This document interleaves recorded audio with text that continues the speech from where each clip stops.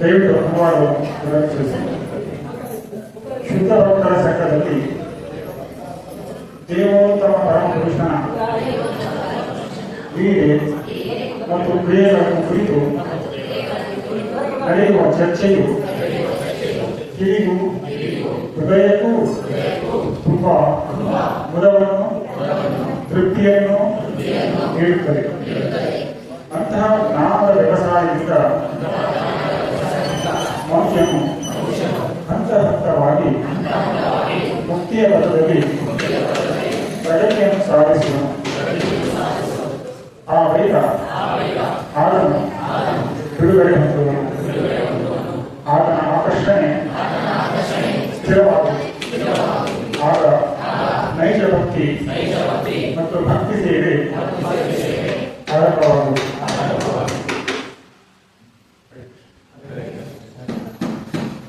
ಇವತ್ತು ಮಂದಿರದಲ್ಲಿ ಭಕ್ತಾದಿಗಳಲ್ಲಿ ಮಾತಾಡಿರುವುದರಿಂದ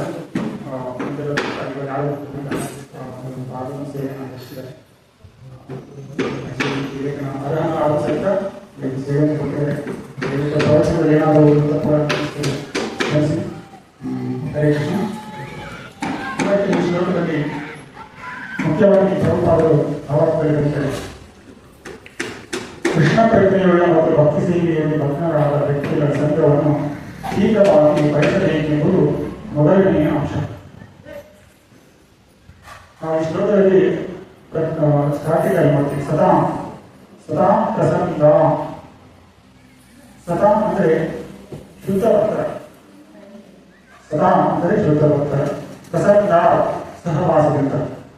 ಮಮ ನನ್ನ ಬೀಳಿಗೆ ಸಮಯವು ನನ್ನ ಅದ್ಭುತವಾದ ಚಟುವಟಿಕೆಗಳನ್ನು ಕೇಳುವುದರಿಂದ ಕಿವಿಗಳಿಗೆ ಮತ್ತು ಹೃದಯಕ್ಕೆ ಬಲವನ್ನು ಮತ್ತು ತೃಪ್ತಿಯನ್ನು ನೀಡುತ್ತವೆ ಅಂತ ಮಾತನ್ನು ಈ ಒಂದು ಶ್ಲೋಕದಲ್ಲಿ ನಾವು ನೋಡಬಹುದು.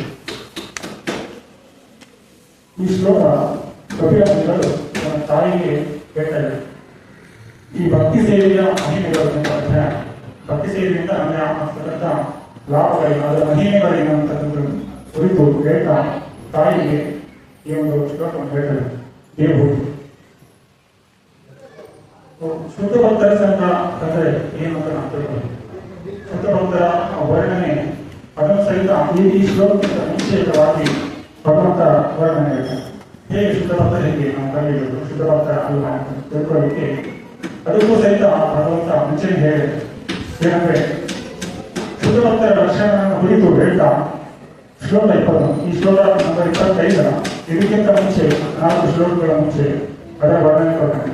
ಶುದ್ಧ ಭಕ್ತರು ಯಾರು, ಅವನ ಲಕ್ಷಣಗಳು ಏನು ಅಂತಕ್ಕಂಥ ನಾವು ತಿಳ್ಕೊಳ್ಬೇಕು. ಶುದ್ಧ ಭಕ್ತರ ಅರ್ಥ ಮಾಡ್ಕೊಂಡು ಯಾರು ಅಭಕ್ತರನ್ನು ಸಾಧುಗಳಂತೆ ಬಿಟ್ಟ ಹಾಕೊಂಡು ಕಾಲಿ ವಸ್ತ್ರ ಹಾಕೊಂಡಿರ್ತಕ್ಕಂಥ ಸಾಧುಗಳು. ಸಾಧು ಅಂದರೆ ಕೃಷ್ಣನ ಭಗವಂತನ ಶುದ್ಧ ಭಕ್ತ. ಅನನ್ಯಾಶ್ರಯ ಯಾವುದೇ ಒಂದು ಚಿಂತನೆಗಳಲ್ಲಿ ಭಗವಂತನ ಸೇವೆಗಳಿಗೆ ಜೀವನವನ್ನು ಹೊಂದಾಣಿಟ್ಟಿರ್ತಕ್ಕಂತಹ ಭಕ್ತರನ್ನು ಶುದ್ಧ ಭಕ್ತರಂತಾರೆ, ಸಾಧು. ಈ ಶ್ಲೋಕ ಹೇಳ್ತಾರೆ, ಇತಿ ಸ್ವಃ ಧಾರ್ಮಿಕಾಃ ಸುಹೃತಃ ಸರ್ವದೇಹಿನಾಂ ಅಜಾತಶತ್ರವಃ ಶಾಂತಃ ಸಾಧವಃ ಸಾಧುಭೂಷಣಃ. ಸಾಧು ಅಂದರೆ ಭಗವಂತ ಭಕ್ತ ಅಂದರೆ ಅವನ ಲಕ್ಷಣಗಳೇನೆಂದರೆ ಆತನ ಸಹನಶೀಲನಾಗಿರುತ್ತಾನೆ, ಕರುಣಾಳು, ಸಕಲ ಜೀವಿಗಳಲ್ಲಿ ಸೌಹಾರ್ದವುಳ್ಳವನು ಆಗಿರುತ್ತಾನೆ. ಆತನಿಗೆ ಶತ್ರುಗಳಿರುವುದಿಲ್ಲ. ಆತನು ಶಾಂತನಾಗಿರುತ್ತಾನೆ, ಧರ್ಮ ಗ್ರಂಥಗಳಿಗೆ ಬದ್ಧನಾಗಿರುತ್ತಾನೆ. ಆತನ ಚಾರಿತ್ರ್ಯ ಉದಾತ್ತವಾಗಿರುತ್ತದೆ. ಇದು ತಿತಿಕ್ಷವ ಅಂದರೆ ಸಹನಶೀಲತೆ. ಸಹನಶೀಲತೆ ಅಂದರೆ ಎಲ್ಲಾ ಪರಿಸ್ಥಿತಿಗಳಲ್ಲಿ ಸಹಿತ ಜೀವನದ ಎಲ್ಲಾ ಪರಿಸ್ಥಿತಿಗಳಲ್ಲಿ ಸಹಿತ ಸಹನಶೀಲನಾಗಿರ್ತಾನೆ. ಹೀಗೆ ಮಾನ ಅಪಮಾನ ಸುಖ ದುಃಖ ಎಲ್ಲವೂ ಸಹಿತ ಅವನು ಉದ್ವೇಗವಾಗಿ ಶಾಂತವಾಗಿರ್ತಾನೆ. ಅಂತಹ ಲಕ್ಷಣ ಸಾಮಾನ್ಯ ಲಕ್ಷಣ. ಮೊದಲನೇ ಲಕ್ಷಣ ತಿತಿಕ್ಷವ, ಕಾರುಣ್ಯ. ಅಂತಹ ಭಕ್ತನು ಕರುಣಾಮಯ ಇರುತ್ತಾನೆ. ಇತರ ಜೀವಿಗಳ ಮೇಲೆ ಕರುಣೆಯನ್ನು ತೋರಿಸ್ತಾನೆ. ಹೇಗೆಂದರೆ ಭಗವಂತನ ಕುರಿತು ಪ್ರಚಾರ ಮಾಡಲಿಕ್ಕೆ ಅಂತ ಜೀವನ ಮುಂದಾಗಿರ್ತಾನೆ. ಶ್ಲೋಕದಲ್ಲಿ ಹೇಳ್ತಾರೆ, ಮೇಲೆ ವರ್ಣಿಸಿದಂತೆ ಸಾಧು ಭಗವಂತ ಭಕ್ತನಾಗಿರ್ತಾನೆ. ಸಾಧು ಅಂದರೆ ಮೊದಲನೇದಾಗಿ ಕೃಷ್ಣ ಭಕ್ತನಾಗಿರ್ತಾನೆ, ಭಗವಂತ ಭಕ್ತನಾಗಿರ್ತಾನೆ. ಮತ್ತು ಅವನ ಕೆಲಸ ಏನಿರುತ್ತೆ? ಆದರೆ ಭಗವಂತ ಭಕ್ತಿ ಸೇವೆಗೆ ಜನರನ್ನು ಜಾಗೃತಗೊಳಿಸುವುದೇ ಆತನ ಫಲವಾಗಿದೆ. ಭಗವಂತನ ಭಕ್ತಿ ಅನ್ನೋದು ಪ್ರಚಾರ ಮಾಡಬೇಕು, ಜನರಲ್ಲಿ ಆ ಭಕ್ತಿಯ ಸೇವೆಯನ್ನು ಜೀವನಗೊಳಿಸಿ ಅವರ ಭಗವಂತ ಬಳಿ ಕರ್ಕೊಂಡು ಹೋಗ್ಬೇಕಂತೆ ಭಗವಂತ ಅತ್ಯಂತ ಶುದ್ಧ ಭಕ್ತರ ಒಂದು ಲಕ್ಷಣ ಆಯಿತು. ಅದು ಅವನು ಮಾಡುವ ಕೃಪೆ. ಭಗವಂತನ ಭಕ್ತಿ ಸೇವೆಯಿಂದ ಮನುಷ್ಯ ಜೀವನ ಹಾಳಾಗುತ್ತದೆ ಎಂದು ಸರಿಯಾಗಿ ತಿಳ್ಕೊಂಡಿದೆ. ಭಕ್ತಿ ಸೇವೆಯನ್ನು ಬಿಟ್ಟರೆ ಬೇರೆ ಏನು ಕೆಲಸ ಮಾಡ್ತಿರ್ತಾರೆ, ಯಾವುದೇ ಒಂದು ಕೆಲಸವನ್ನು ನಿಷ್ಠೆಯಿಂದ ಪ್ರಾಮಾಣಿಕವಾಗಿ ಮಾಡಿದ್ರು ಸಹಿತ ಸಂಪೂರ್ಣ. ಭಗವಂತನ ಭಕ್ತ ಆಗದೆ ನಾವು ಸಮಾಜದಲ್ಲಿ ಏನೇ ಕೆಲಸ ಮಾಡಿ, ಏನೇ ಒಂದು ಕಾರ್ಯಗಳನ್ನು ಮಾಡಿ ಪ್ರಾಮಾಣಿಕವಾಗಿ ಮಾಡಿ, ಅದೆಲ್ಲವೂ ಸಹಿತ ನಮಗೆ ಭೌತಿಕ ಬಂಧನವನ್ನೇ ಕೊಡುತ್ತೆ. ಹೇಗೆ ಕೆಲವರು ಪುಣ್ಯ ಕಾರ್ಯಗಳನ್ನು ಮಾಡಬಹುದು, ಇನ್ನು ಕೆಲವರು ಪಾಪ ಕಾರ್ಯಗಳನ್ನು ಮಾಡಬಹುದು. ಪಾಪ ಪುಣ್ಯ ಎರಡೂ ಸಹಿತ ನಮಗೆ ಬಂಧನವನ್ನು ಕೊಡುತ್ತೆ. ಪುಣ್ಯ ಕಾರ್ಯಗಳನ್ನು ಮುಂದಿನ ಜನ್ಮದಲ್ಲಿ ಅವನು ಲೋಕದಲ್ಲಿ ಹೋಗಿ ಅಲ್ಲಿ ಅವನು ತುಂಬ ಆನಂದವನ್ನು ಪಡೆಯಬಹುದು. ಮತ್ತೆ ಪಾಪ ಕೃತ್ಯಗಳನ್ನು ಮಾಡಿರ್ತಕ್ಕಂಥವನು ಅಡವು ಲೋಕಗಳಿಗೆ ಹೋಗಿ ಅಥವಾ ಕೀಳು ಜನ್ಮವನ್ನು ಪಡೆದು ಸಹಿತ ದುಃಖವನ್ನು ಪಡೆಯುವುದು. ಇಲ್ಲಿ ಸುಖ ದುಃಖ ಇವೆಲ್ಲ ಸಹಿತ ನಮಗೆ ಕಂಟಿನ್ಯೂಸ್ ಆಗಿದೆ, ನಾವು ಶಾಶ್ವತವನ್ನು ಹಿಡಿಕೊಂಡಿದೆ. ಎಲ್ಲಿ ತನಕ ಈ ಜನ್ಮ ಕೃತ್ಯಗಳ ಚಕ್ರದಿಂದ ನಾವು ಬಿಡುಗಡೆ ಹೊಂದಬೇಕು, ಅಲ್ಲಿ ತನಕ ನಾವು ಹುಟ್ಟು ಸಾವುಗಳಂತೆ ನರಳಾಗ್ತೀವಿ ಅಂತಕ್ಕಂಥ ವಿಚಾರವನ್ನು ತಿಳ್ಕೊಳ್ಳಿ. ಭಗವಂತ ಭಗವದ್ಗೀತೆಯಲ್ಲಿ ಹೇಳ್ತಾರೆ, ಇದನ್ನು ತಿಳ್ಕೊಳ್ಳೋದು ನಿಜವಾದ ಜ್ಞಾನ. ಏನು ಒಂದು ಜೀವಿಯು ನಾನು ಈ ಭೌತಿಕ ಬಂಧನದಲ್ಲಿ ದುಃಖ ದೋಷಾನ ದರ್ಶನ ಅಂದರೆ ಈ ಒಂದು ಭೌತಿಕ ಜನ್ಮ ಮೃತ್ಯು ಜವಾಬ್ದಾರಿ ದುಃಖ ದೋಷಾನ ದರ್ಶನ ಅಂತಕ್ಕಂಥ ನಾವು ತಿಳ್ಕೊಳ್ಬೇಕು. ಅದು ನಿಜವಾದ ಜ್ಞಾನ. ಬೇರೆಲ್ಲ ಜ್ಞಾನ ನಮಗೆ ಏನು ಕೊಡುತ್ತೆ? ನಮ್ಮ ಜೀವನವನ್ನು ಸಾಗಿಸಲಿಕ್ಕೆ ಬರುತ್ತೆ. ನಾವು ಶಾಲೆಗಳಲ್ಲಿ ಬೇರೆ ಹೊರಗಡೆ ಬಿಸ್ನೆಸ್ ಅಲ್ಲಿ ನಾವು ಪಡೆಯತಕ್ಕಂಥ ಜ್ಞಾನ, ಪಡೆಯತಕ್ಕಂಥ ಎಕ್ಸ್ಪೀರಿಯನ್ಸ್ ಏನಿದ್ರು ಶಾಲೆಯಲ್ಲಿ ಮಾಡ್ಬೋದಿಲ್ಲ. ಕಾಲೇಜುಗಳಲ್ಲಿ ಶಾಲೆಯಲ್ಲಿ ಕೊಡ್ತಕ್ಕಂಥ ಜ್ಞಾನ ಅದು ನಮ್ಮ ಶರೀರ ಪೋಷಣೆ ಮಾಡಲಿಕ್ಕೆ ಬೇಕಾಗಿರ್ತಕ್ಕಂಥ ಜ್ಞಾನವನ್ನು ಕೊಡ್ತಾರೆ. ಎಲ್ಲರೂ ನಾವು ಎಲ್ಲೂ ಸಹಿತ ನಮಗೆ ಆಧ್ಯಾತ್ಮಿಕ ಜ್ಞಾನವನ್ನು ಕೊಡ್ತಕ್ಕಂಥ ಶಾಲೆಗಳು. ಈಗ ನಾವು ಪಡೆಯತಕ್ಕಂಥ ಸರ್ಟಿಫಿಕೇಟ್ ನಾವು ಇಂಜಿನಿಯರಿಂಗ್ ಇರ್ಬೋದು, ಮೆಡಿಕಲ್ ಇರ್ಬೋದು, ಎಲ್ಲೂ ಸಹಿತ ನಮಗೆ ದೈಹಿಕ ಪೋಷಣೆಗೆ ಬೇಕಾಗಿರ್ತಕ್ಕಂಥ ಜ್ಞಾನವನ್ನು ಕೊಡ್ತಾರೆ. ಆದರೆ ಆಧ್ಯಾತ್ಮಿಕ ಜ್ಞಾನವನ್ನು ಸಹಿತ ಬರೀ ಬಿಟ್ಟವತ್ತು ಏನೋ ಕೊಂಡೇ ಇರುತ್ತೆ.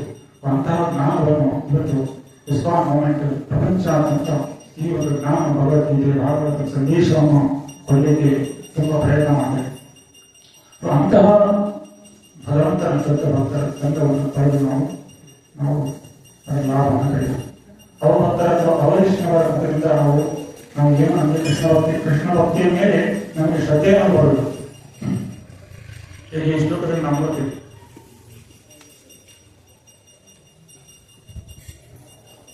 ಶುದ್ಧ ಭಕ್ತರ ಸಂಘದಲ್ಲಿ ದೈವೋತ್ತಮ ಪರಮ ಪುರುಷನ ನೀರಿದೆ ಮತ್ತು ಅವನ ಕ್ರಿಯೆಗಳನ್ನು ಕುರಿತು ನಡೆಯುವ ಚರ್ಚೆ ಕಿವಿಯು ಹೃದಯಕ್ಕೂ ತುಂಬಾ ಮೊದಲನ್ನು ತೃಪ್ತಿಯಾಗುತ್ತದೆ.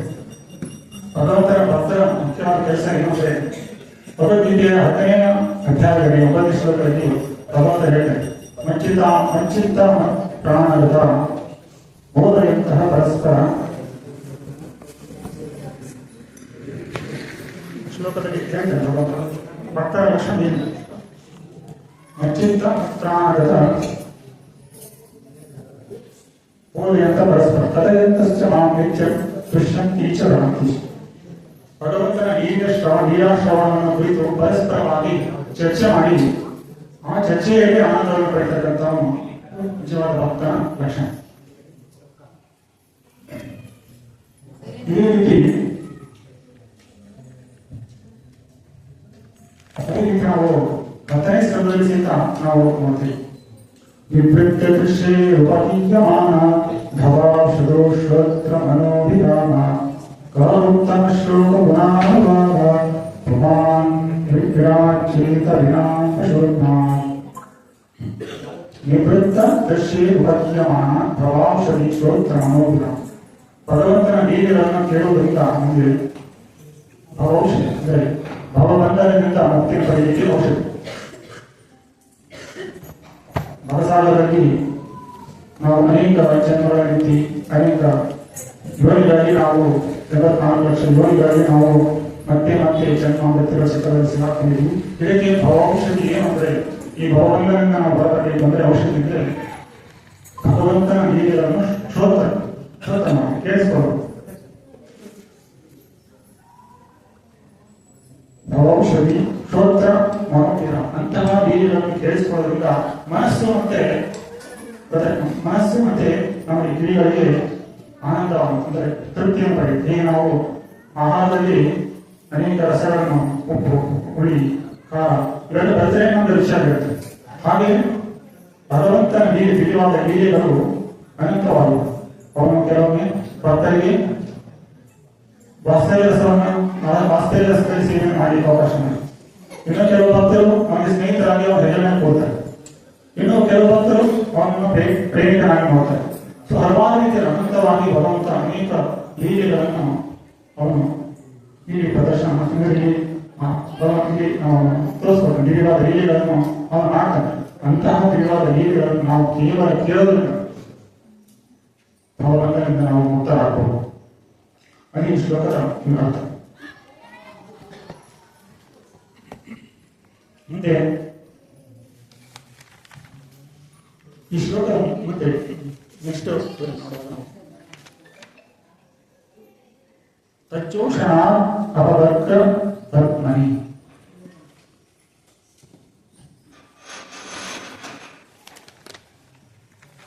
ಇಂತಹ ಕಾರ್ಯದಿಂದ ಭಗವಂತನ ಸದಾ ಲೀಲೆಗಳನ್ನು ಶುದ್ಧ ಭಕ್ತ ಸಂಘದಲ್ಲಿ ಕೇಳೋದ್ರಿಂದ ಏನಾಗುತ್ತಂದ್ರೆ ಕ್ರಮವಾಗಿ ಅವನು ಭಕ್ತಿಯಲ್ಲಿ ಮುಂದುವರಿಯುತ್ತಾನೆ. ಶ್ರದ್ಧಾ ಅತಿ ಭಕ್ತಿ ಅನುಕ್ರಮಿಷ್ಯತಿ.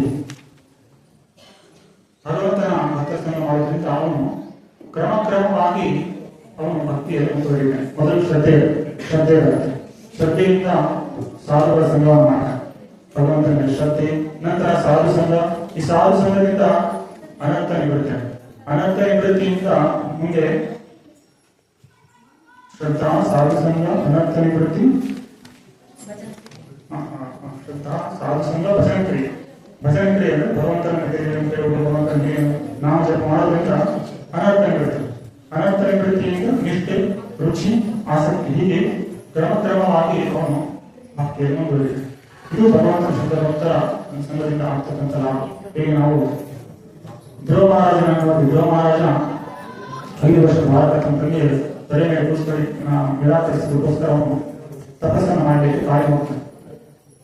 ಅವನಿಗೆ ಏನ್ ಬೇಕಾಗಿರುತ್ತೆ? ಧ್ರುವ ಮಹಾರಾಜನಿಗೆ ತನ್ನ ತಾತನಿಗಿಂತ ಉನ್ನತವಾದ ರಾಜ್ಯ ಬೇಕು. ಆ ರೀತಿಯ ಮತ್ತೆ ತಾಯಿಗೆ ಮನದಾಯಿಗೆ ಸೇರಿಸ್ಕೊಳ್ಳಿ, ಮತ್ತೆ ತಮ್ಮ ಮಾಮೇಲೆ ಸೇರಿಸ್ಕೊಳ್ಳಿ. ಈ ರೀತಿಯಾಗಿ ಆಲೋಚನೆಯಿಂದ ಅವನು ಕಾಡು ಹೋಗ್ತಾನೆ. ಆದರೆ ಕಾಡು ಹೋಗ್ಬೇಕಾದ್ರೆ ಭಗವಂತನ ಶುದ್ಧ ಭಕ್ತರಾಗಿರ್ತಕ್ಕಂಥ ನಾಲ್ಕು ಭೇಟಿಯಾಗಿ ಅವರ ಮಾರ್ಗದರ್ಶನದಲ್ಲಿ ಅವನು ಭಗವಂತನ ಭಕ್ತಿ ಸೇವೆಯನ್ನು ಮಾಡ್ತಾನೆ. ಏನಂತ ಕೀರ್ತನೆ ಮಾಡ್ತಾನೆ? ಓಂ ನಮೋ ಭಗವತಿ ವಾಸುದೇವಾಯ. ಕೇವಲ 6 ತಿಂಗಳಲ್ಲಿ ಅವನು ಭಗವಂತನನ್ನ ಮುಂದೆ ಕಾಣ್ತಾನೆ, ಪ್ರತ್ಯಕ್ಷವಾಗಿ ಕಾಣ್ತಾನೆ. ಇದು ಶುದ್ಧ ಭಕ್ತರ ಸಂಘದ ಭಗವಂತನ ಭಕ್ತರ ಒಂದು ಮಾರ್ಗದರ್ಶನ ಇದೆ ಇದ್ರೆ ಅವರು ಭಗವಂತನ ಕಾಣ್ತಾರೆ, ಧ್ರುವವಾಗಿ ಕಾಣ್ತಾರೆ. ಭಗವಂತನ ಶುದ್ಧ ಭಕ್ತರ ಒಂದು ಸಂಘದಿಂದ ಅವನು ಭಗವಂತನೇ ಪ್ರತ್ಯಕ್ಷವಾಗಿ ಕಾಣ್ತಾನೆ. ಭಗವಂತನ ಪ್ರತ್ಯಕ್ಷವಾಗಿ ಕಂಡ ನಂತರ ಅವನೇನ್ ಕೇಳ್ತಾನೆ? ಧ್ರುವ ಮಹಾರಾಜ ರಾಜ ಹೇಳ್ತಾನೆ, ಬ್ರಹ್ಮದೇವರಿಗಿಂತ ದೊಡ್ಡದಾಗಿ ರಾಜ ಹೇಳ್ಕೊಂಡು ಹೋಗ್ತಾನೆ. ಆದ್ರೆ ಏನಾಯ್ತು? ಭಗವಂತನ ಶುದ್ಧ ಭಕ್ತರ ಸಂಘದಿಂದ ಮತ್ತು ಭಗವಂತನ ಮನಸ್ಸು ಕೀರ್ತನೆ ಭಕ್ತಿಯಿಂದ ಅವನ ಮನಸ್ಸು ಪಡೆಯುತ್ತಾನೆ. ಸ್ವಾಮಿ ಕೃತಾಸ್ಮಿ ವರಮಯಾಚನೆ. ಭಗವಂತ ಪ್ರತ್ಯಕ್ಷನಾಗಿ ಕಂಡು ಸಹಿತ ಭಗವಂತನಿಗೆ ನನಗೆ ರಾಜ ಬೇಕು, ನನಗೆ ಮಲತಾಯಿಗೆ ಹೆಸರೇ ತಿಳಿಸ್ಕೋಬೇಕು, ಅಥವಾ ತಮ್ಮ ಹೆಸರೇ ತಿಳಿಸ್ಕೋಬೇಕು, ತಂದೆಯ ಹೆಸರೇ ತಿಳಿಸ್ಕೋಬೇಕು ಅಂತ ಹೇಳಿ ನಾನು ಯಾವುದು ರಾಜಗೋಸ್ಕರ ನಾನು ಪ್ರಯತ್ನ ಪಡ್ತಾ ಇದ್ದಾದ್ರೆ ಭಗವಂತ ನೀವು ಪ್ರಯತ್ನಿಸಿದ್ದೀನಿ. ಇದಕ್ಕಿಂತ ನಮಗೆ ಉನ್ನತವಾದ್ದು ಏನೂ ಇಲ್ಲ ಅಂತಕ್ಕಂಥ ವಿಚಾರವನ್ನು ಭಗವಂತ ನಮಗೆ. ಇದು ಭಕ್ತಿಯ ನಮಗೆ ಭಕ್ತಿಯಿಂದ ಬರ್ತಕ್ಕಂಥ ಭಗವಂತ ಭಕ್ತರ ಸಂಘದಿಂದ ಬರ್ತಕ್ಕಂಥ ಭಕ್ತರ ಲಕ್ಷಣ ಹೇಗಿದೆ? ಅವರ ತಾಯಿ ಸುನಿಚಿ ಅವರ ತಾಯಿ ಸುನಿಚಿ ಯಾವಾಗ ಧ್ರುವ ಮಹಾರಾಜ ತಪಸ್ಸು ಮಾಡಿ ಭಗವಂತನನ್ನು ಕಾಣ್ತಾನೆ.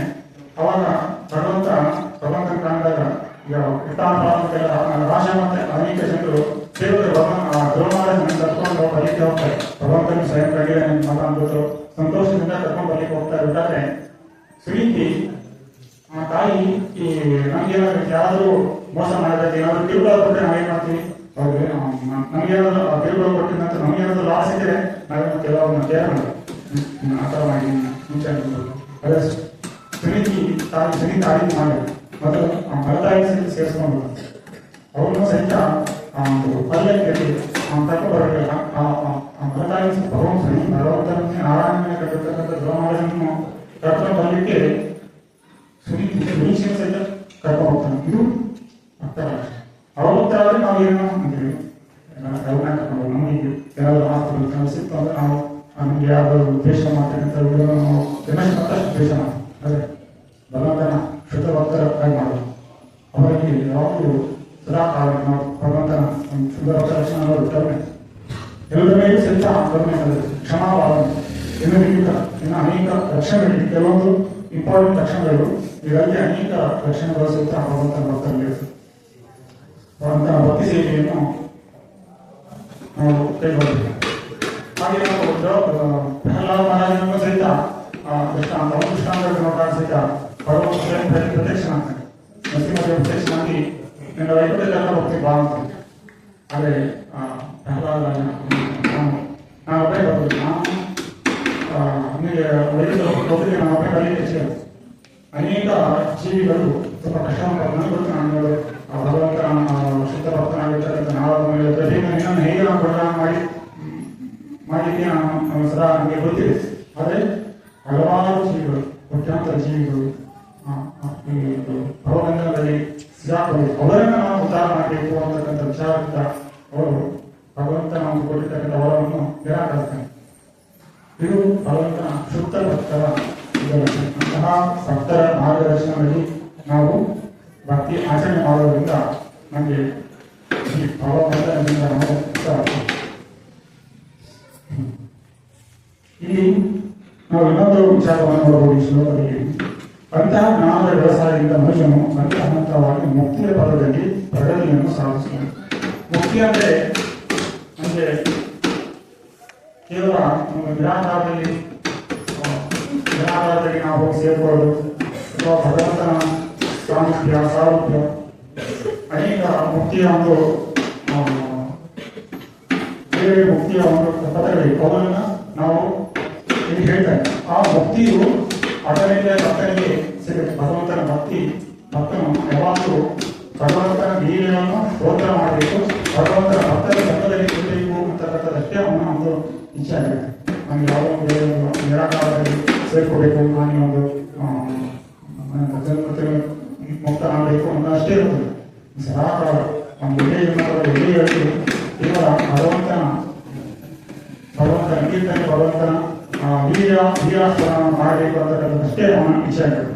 ಹಾಗೆ ಇದಕ್ಕೋಸ್ಕರ ಮುಕ್ತಿಯ ಪಥದಲ್ಲಿ ಮೊದಲು ಹೇಳಿದರೆ ಮುಕ್ತಿಯ ಪಥದಲ್ಲಿ ಪ್ರಗತಿಯನ್ನು ಸಾಧಿಸುವ, ಆ ಬಳಿಕ ಆತನು ಬಿಡುಗಡೆ ಹೊಂದುವನು, ಆತನ ಆಕರ್ಷಣೆ ಸ್ಥಿರವಾಗುವುದು. ಮುಕ್ತಿಯ ಹಂತವನ್ನು ದಾಟಿ ಬರ್ತೀವಿ, ಭಗವಂತನ ಭಕ್ತಿ ಸ್ಥಿರವಾಗಿ ಮುಕ್ತಿಯ ಒಂದು ಹಂತವನ್ನು ದಾಟಿ ಮುಂದೆ ಹೋಗಿರ್ತೇನೆ. ಆಗ ನೈಜ ಭಕ್ತಿ ಮತ್ತು ಭಕ್ತಿ ಸೇವೆ ಆರಂಭವಾಗಬಹುದು ಅಂತಕ್ಕಂಥದ್ದನ್ನು ನಾವು ಇಲ್ಲಿ ನೋಡಬಹುದು. ಮುಂದೆ ಮುಂದಿನ ಶ್ಲೋಕದಲ್ಲಿ ಭಗವಂತ ಮುಂದುವರಿಸ್ತಾ ಹೇಳ್ತಾನೆ, ಭಕ್ತ್ಯಾ ಪುಮಾಂಚ ತವಿನಾಥ ಇಂದ್ರಿಯ ಚಿಂತೆಯ ಚಿತ್ತಸ್ಯ ದತ್ತೋ ಗ್ರಹಣೇಯೋ ಭಕ್ತೋ ಯತಿಷ್ಯತೆ ಋತು ತೀವ್ರೋತ್ತಮಾತಿ. ಹೀಗೆ ಭಕ್ತರ ಸಂಘದಲ್ಲಿ ಭಕ್ತಿ ಸೇವೆಯಲ್ಲಿ ಪ್ರಜ್ಞಾಪೂರ್ವಕವಾಗಿ ನಿರತನಾದ ವ್ಯಕ್ತಿಯು ಪ್ರಸಕ್ತ ಮತ್ತು ಮುಂದಿನ ಜಗತ್ತುಗಳೆಲ್ಲರಲ್ಲೂ ಭಗವಂತನ ಕ್ರಿಯೆಗಳ ನಿರಂತರ ಚಿಂತನೆಯಿಂದ ಇಂದ್ರಿಯ ದೃಷ್ಟಿಯಲ್ಲಿ ವೈರಾಗ್ಯವನ್ನು ಪಡೆಯುತ್ತಾನೆ. ಕೃಷ್ಣ ಪ್ರಜ್ಞೆಯ ಈ ಪ್ರಕ್ರಿಯೆಯು ಅತಿ ಸುಲಭವಾದ ಯೋಗ ಪ್ರಕ್ರಿಯೆಯಾಗಿದೆ. ಭಕ್ತಿ ಸೇವೆಯ ಪಥದಲ್ಲಿ ವಾಸ್ತವಿಕವಾಗಿ ನಿಲ್ಲಿಸಿದವನು ಮನಸ್ಸನ್ನು ನಿಗ್ರಹಗೊಳಿಸಲು ಶಕ್ತನಾದನು. ಈ ಒಂದು ಶ್ಲೋಕದಲ್ಲಿ ಮುಂದೆ ಭಗವಂತ ಹೇಳ್ತಾನೆ, ಭಕ್ತಿ ಸೇವೆಯು ಅತ್ಯಂತ ಸುಲಭವಾದ ನಮಗೆ ಬೇರೆ ಬೇರೆ ಯೋಗ ಪದ್ಧತಿಗಳಲ್ಲಿ ನಾವು ಮುನ್ನಡೆ ಸಾಧಿಸಲಿಕ್ಕೆ ಆಗುವುದು. ಆದ್ದರಿಂದ ಇಂತಹ ಭಕ್ತಿ ಭಗವಂತನ ಶುದ್ಧ ಭಕ್ತರ ಸಂಘದಲ್ಲಿ ನಾವು ಭಕ್ತಿ ಸೇವೆಯನ್ನು ಮಾಡೋದ್ರಿಂದ ಅತ್ಯಂತ ಬೇಗ ಅವನು ಮುಕ್ತಿಯನ್ನು ಪಡಿತಾನೆ. ಮತ್ತು ಅದಕ್ಕಿಂತ ಮುಂಚೆ ತನ್ನ ಇಂದ್ರಿಯಗಳನ್ನು ನಿಗ್ರಹಿಸಿಕೊಳ್ಳಲು ಮತ್ತು ಭೌತಿಕ ವಸ್ತುಗಳಿಗೆ ವೈರಾಗ್ಯವನ್ನು ಪಡೆಯಲು ಅವನು ಶಕ್ತನಾಗುತ್ತಾನೆ ಅಂತಕ್ಕಂಥದ್ದು ಈ ಶ್ಲೋಕವನ್ನು ನೋಡಬಹುದು. ಪ್ರಭಾವ ಹೇಳ್ತಾರೆ, ಪುಣ್ಯ ಮಾರ್ಗದಲ್ಲಿ ವರ್ತಿಸುವಂತೆ ಎಲ್ಲ ಧರ್ಮ ಗ್ರಂಥಗಳು ಜನರನ್ನು ಪ್ರೋತ್ಸಾಹಿಸಿವೆ. ಆದ್ದರಿಂದ ಅವರು ಈ ಜನ್ಮದಲ್ಲಿ ಮಾತ್ರವಲ್ಲ, ಮುಂದಿನ ಜನ್ಮದಲ್ಲೂ ಇಂದ್ರಿಯ ದೃಷ್ಟಿಯನ್ನು ಅನುಭವಿಸಬಹುದು.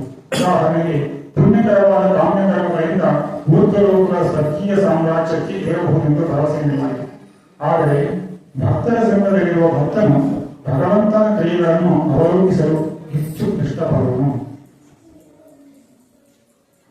ಭಗವಂತನು ಈ ವಿಶ್ವವನ್ನು ಹೇಗೆ ಸೃಷ್ಟಿಸಿದ್ದಾನೆ, ಹೇಗೆ ಅದನ್ನು ಪಾಲಿಸುತ್ತಾನೆ, ಹೇಗೆ ಈ ಸೃಷ್ಟಿ ಲಯವಾಗುತ್ತದೆ, ಆಧ್ಯಾತ್ಮಿಕ ಸಾಮ್ರಾಜ್ಯದಲ್ಲಿ ಹೇಗೆ ಭಗವಂತನ ಲೀಲೆಗಳು ಸಾಗುತ್ತಿವೆ, ಭಗವಂತನ ಈ ಕಾರ್ಯಗಳನ್ನೆಲ್ಲ ವರ್ಣಿಸುವ ಸಮಗ್ರ ಸಾಹಿತ್ಯವಿದೆ. ಅವುಗಳಲ್ಲಿ ಭಗವದ್ಗೀತೆ, ಬ್ರಹ್ಮ ಸಂಹಿತೆ ಮತ್ತು ಶ್ರೀಮದ್ ಭಾಗವತ ವಿಶೇಷವಾದ. ಭಕ್ತರ ಸಂಘ ಮಾಡಿದ ಪ್ರಾಮಾಣಿಕ ಭಕ್ತನು ಭಗವಂತನ ಲೀಲೆಗಳ ಈ ಸಾಹಿತ್ಯವನ್ನು ಶ್ರವಣ ಮಾಡುವ, ಅವಲೋಕಿಸುವ ಸದಾವಕಾಶವನ್ನು ಪಡೆಯುತ್ತಾನೆ. ಇಹ ಪರಗಳ ಸ್ವರ್ಗ ಅಥವಾ ಇತರ ಲೋಕಗಳ ಹುಸಿ ಸುಖದ ಬಗ್ಗೆ ವೈರಾಗ್ಯವನ್ನು ಅನುಭವಿಸುವಲ್ಲಿ ಅದರ ಫಲವಾಗುತ್ತದೆ. ಭಗವಂತನ ಭಕ್ತಿ ಸೇವೆಯನ್ನು ಮಾಡೋದ್ರಿಂದ ನಮಗೆ ಬೇಕಾಗಿರ್ತಕ್ಕಂಥ ಎಲ್ಲವೂ ಸಹಿತ, ಅಂದರೆ ಮುಕ್ತಿಗೆ ಬೇಕಾಗಿರ್ತಕ್ಕಂಥದ್ದು ಭಗವಂತನ ಭಗವದ್ಧಾಮಕ್ಕೆ ಮರಳಿ ಹೋಗುವಂತಹ ಎಲ್ಲ ರೀತಿಯ ದಾರಿಗಳು ನಮಗೆ ಸುಲಭವಾಗಿ ಸಿಗ್ತದೆ. ಭೌತಿಕ ಸುಖದ ಮೇಲೆ ವೈರಾಗ್ಯ ಇರ್ಬೋದು, ಇಂದ್ರಿಯಗಳ ನಿಗ್ರಹ ಇರ್ಬೋದು, ಇವೆಲ್ಲವೂ ಸಹಿತ ಕೇವಲ ಭಕ್ತಿಯನ್ನು ಆಚರಣೆ ಮಾಡುವುದರಿಂದ, ಶುದ್ಧ ಭಕ್ತರ ಸಂಘದಲ್ಲಿ ಭಕ್ತಿಯ ಆಚರಣೆ ಮಾಡುವುದರಿಂದ ಇವೆಲ್ಲವೂ ಸಹಿತ ನಮಗೆ ಭಕ್ತರು ಭಗವಂತನ ವೈಯಕ್ತಿಕ ಸಂಘಕ್ಕೆ ಸಂಕ್ರಾಂತರಾಗುವುದರಲ್ಲಿ ಮಾತ್ರ ಆಸಕ್ತರಾಗುತ್ತಾರೆ. ಅವರಿಗೆ ಇನ್ನು ಯಾವ ತಾತ್ಕಾಲಿಕ ಹುಸಿ ಸುಖದ ಆಕರ್ಷಣೆಯೂ ಇರಲಾರದು. ಅದೇ ಯೋಗಯುಕ್ತನ ಸ್ಥಿತಿ. ಯೋಗಶಕ್ತಿಯಲ್ಲಿ ಸ್ಥಿರನಾದವನು ಇಹಪರಗಳ ಭವಿಷ್ಯದಿಂದ ವಿಚಲಿತನಾಗುವುದಿಲ್ಲ. ಅವನು ಆಧ್ಯಾತ್ಮಿಕ ಅರಿವಿನ ಅಥವಾ ಆಧ್ಯಾತ್ಮಿಕ ಸ್ಥಿತಿಯ ವಿಷಯದಲ್ಲಿ ಆಸಕ್ತನಾಗಿರುತ್ತಾನೆ. ಈ ಉದಾತ್ತ ಸ್ಥಿತಿಯನ್ನು ಅತಿ ಸುಲಭ ಪ್ರಕ್ರಿಯೆಯಾದ ಭಕ್ತಿ ಯೋಗದಲ್ಲಿ ತುಂಬಾ ಸುಲಭವಾಗಿ ಪಡೆಯಲಾಗಿದೆ. ರುಜುವಿ ಯೋಗ ಮಾದರಿ ಇಲ್ಲಿ ಬಳಸಿದ ಅತ್ಯಂತ ಸೂಕ್ತವಾದ ರುಜುವಿ ಅಂದರೆ ತುಂಬಾ ಸುಲಭ. ಯೋಗ ಸ್ಥಿತಿಯನ್ನು ಪಡೆಯುವ ಯೋಗ ಮಾರ್ಗದಲ್ಲಿ ವಿಭಿನ್ನ ಪ್ರಕ್ರಿಯೆಗಳಿವೆ. ಆದರೆ ಭಗವಂತನ ಭಕ್ತಿ ಸೇವೆ ಈ ಪ್ರಕ್ರಿಯೆ ಅತ್ಯಂತ ಸುಲಭವಾದ ಮಾತ್ರವಲ್ಲ, ಫಲವೂ ಉದಾತ್ತವಾಗಿದೆ. ಆದ್ದರಿಂದ ಪ್ರತಿಯೊಬ್ಬನು ಕೃಷ್ಣ ಪ್ರಜ್ಞೆ ಈ ಪ್ರಕ್ರಿಯೆಯನ್ನು ಸ್ವೀಕರಿಸಲು ಪ್ರಯತ್ನಿಸಬೇಕು. ಜೀವನದ ಅತ್ಯುನ್ನತ ಪರಿಪೂರ್ಣತೆಯನ್ನು ತಲುಪಬೇಕು. ಇನ್ನು ಕೆಲವು ಭಕ್ತಾದಿಗಳು ನಾವು ಭಕ್ತಿಯನ್ನು ಮಾಡಲಿಕ್ಕೆ ಆಗುವುದಿಲ್ಲ ಅಥವಾ ಭಗವಂತನ ನಾಮಸ್ಮರಣೆ ಮಾಡಲಿಕ್ಕೆ ಆಗುವುದಿಲ್ಲ ಅಂತ ಕೆಲವರು, ಅಂಥವ್ರಿಗೂ ಸಹಿತ ನಾವು ಏನು ಮಾಡ್ಬೋದು, ಭಗವಂತನ ಮಂದಿರದಲ್ಲಿ ಅನೇಕ ಸೇವೆಗಳನ್ನು ಮಾಡಬೇಕು.